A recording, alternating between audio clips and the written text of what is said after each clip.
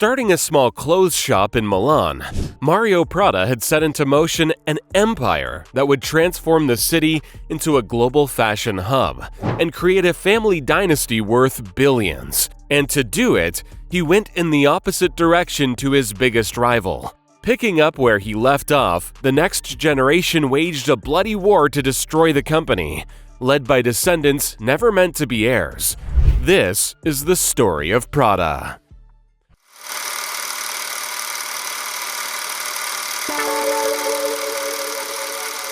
Chapter 1. Early Life.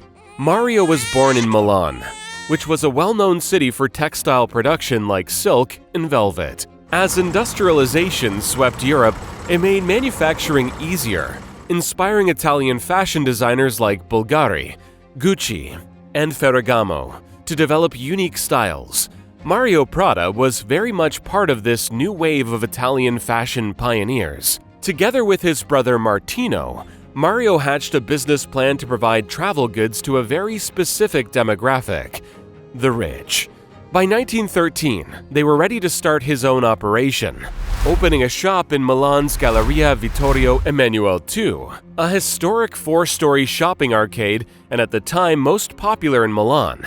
This location was linked to luxury retail and prime real estate for fashion. From here, Mario and Martino created Fratelli Prada, meaning the Prada brothers, selling predominantly luxury travel cases and steamer trunks, as well as other travel goods, all fashioned out of leather. And it didn't take long for their craftsmanship to be noticed. In 1919, Fratelli Prada earned a lucrative contract as the official supplier of the Italian royal house. From then on, Prada designed the House of Savoy coat of arms, eternally linking the company to the Italian aristocracy. And in 1931, the company was renamed and incorporated simply as Prada, and later the Prada Group. The brand may have been popular with the inner sanctum of Italian royalty, but if it wanted to gain national supremacy, there was a Tuscan brand standing in its way. Chapter 2. An Italian Rivalry. While Mario was busy building his legacy, another designer, 150 miles south, was doing the same. In Florence, Guccio Gucci established his business around the same time, making luxury accessories for the rich market. Their approaches, however, were radically different. Gucci targeted American and Italian movie stars to advertise his products, and expanded quickly into the international market, selling in hotspots like New York and London. Meanwhile, Prada refrained from the world of celebrities and instead focused on the domestic Italian market. As a result, Prada was not widely known to the rest of the world, while Gucci was. But global success was calling, only it wasn't where Mario Prada thought it would come from. By the 1950s, with death approaching, it was time for Mario to hand off the reins to the next generation. This was where he would be forced to compromise. Mario believed in traditional gender roles, where women were forbidden from joining the workforce. He had always envisioned handing his company to his son. Unfortunately for him, though, his son refused. To keep the business in the family, he turned to Luisa, his daughter, who had always shown an interest in her father's growing empire. Mario died in 1958 and might not have had high hopes for the future of his creation. But his reluctant decision to put his daughter at the company's head would turn out to be a defining moment in the history of Prada, ushering in an era of female leaders that expanded the business far beyond the walls of Italy, and more importantly, finally get one over on their rivals Gucci. If this early rivalry was the Cold War, then the next clash was going to be a world war. Chapter 3. The Matriarchs. Luisa took charge and for 20 years steadily expanded the business. She moved into different areas, like ocean and airline travel, but she was careful not to take on too many risks, erring on the side of caution to preserve what her father had built. When she finished her reign, the business was raking in an annual turnover of $450,000, which would be about $3 million today. This was certainly a success, But Prada had a long way to go before becoming the global behemoth it is today. And it was going to be through Mario's granddaughter, Maria Bianchi, who was much more ambitious than her mother. Still in her 20s, Bianchi had already lived a colorful life by the time she was pulled into the family business. She had been adopted by her aunt and raised in Milan. Throughout her education, she became passionately political, involved with civil protests fighting for women's rights as an active part of the Italian Communist Party. These politics stuck with her, and after high school she studied political science. She earned her PhD from the University of Milan. Maria also spent 5 years training at the prestigious Teatro Piccolo to become a mime. But she was destined for an entirely different life. By the 1970s, Maria had taken the name Miuccia Prada, her mother's name, and had been recruited to work in the family business, in the design department for accessories. In 1978, Miuccia officially took charge of Prada.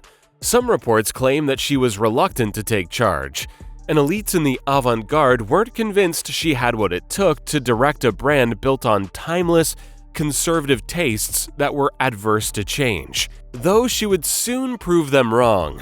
With her rigorous education, all elements of politics and philosophy would come together to take her grandfather's brand in a strong new direction, raking in billions of dollars over the following decades. Chapter 4: Success in the 80s. Unsatisfied with the Prada company staying in the leather goods business, Miuccia saw a much larger potential. Together with Patrizio Bertelli, a Tuscan leather businessman who she partnered with both personally and professionally, the company would be in strong hands. Patrizio had a wealth of experience and production facilities at hand, which were crucial in forming the basis for future expansion. Patrizio managed the business component, allowing Miuccia to work on design full-time, and she quickly got to work developing an idea she had been experimenting with for years. She had created black waterproof backpacks using a nylon fabric known as pocone, and in 1985 used it to create a Prada black nylon handbag. It quickly became a European must-have fashion accessory because of its solid build quality and impeccable design. Far away from her political studies, Miuccia had found her calling. Her bag was so successful that it generated waves of copycats, boosting the value of original Pradas even more. This opened the brand name Prada to the rest of the world, opening up doors for Prada in new markets. They began increasing their networks of stores, and for Miuccia, the architecture and interior design of her shop fronts were just as important as the products inside. For the first store of this new era, she employed architect Roberto Bacchioli, which grabbed attention for its distinctive light green, now called Prada green. The first of these was in Milan, but other fashion capitals of New York, Madrid, and London. None of these were allowed to be exact copies, but each with its own personality.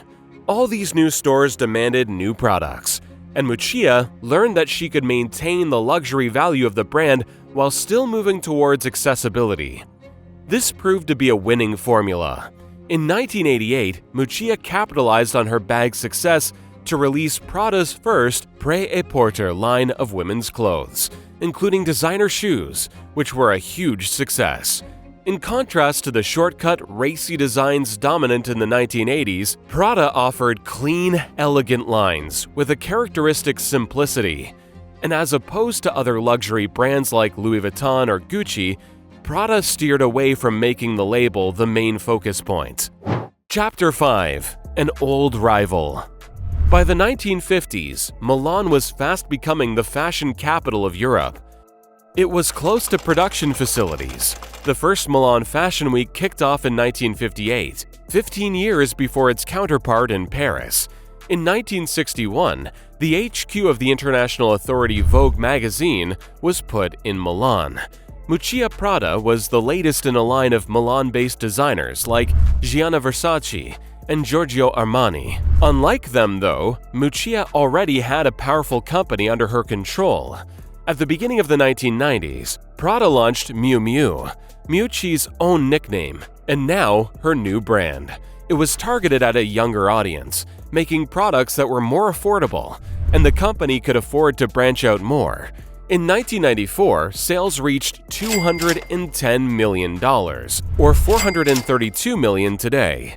By this time, Prada was able to step into Chinese, Japanese, and American markets, and the company began acquiring shares in other companies in the domestic market too.